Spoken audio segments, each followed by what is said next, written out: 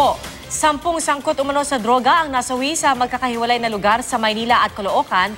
Lahat ng yan sa loob lang ng nagdaang magdamag. Kabilang sa kanilang 5 drug pusher na nanlaban daw sa mga pulis sa Quiapo.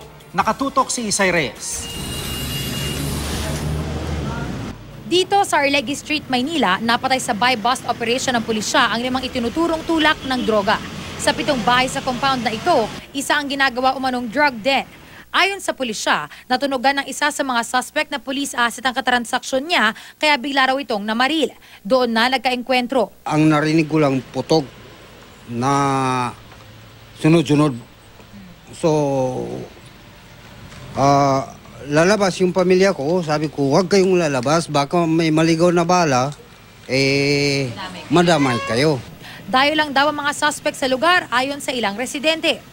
Kilala raw sa bansag na master ang isa sa mga napatay na si Taruyan Masim.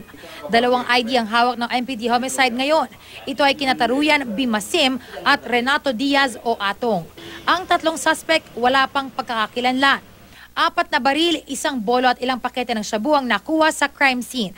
Kaninang madaling araw naman sa Santa Ana sa Maynila pa rin, isang umano'y drug pusher din ang napatay matapos daw manlaban sa mga pulis na nagkasa ng buy-bust operation.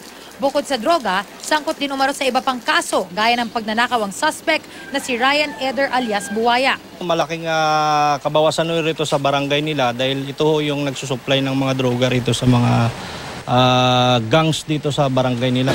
Pero giit ng mga kaanak ni alias Buwaya, inaamin po namin nagdadrag si kuya, user, pero hindi po siya pusher. Hindi naman po kailangan mahantong sa patayan eh. Dapat kinulong na lang eh. Dapat kinulong na lang yung kapatid ko eh. Para hindi na, makaya naman magbago yun eh. napatay rin sa buy-bust operation sa Tondo ang 2 umano'y mga tulak din ng droga na sina Alexander Cuyugan at alias Jeje Reyes. Ang tiyahin ni Cuyugan, aminadong tulak at gumagamit ng droga ang kanyang pamangkin. Matagal ko na pinasusuko yun, ayaw silang sumuko eh.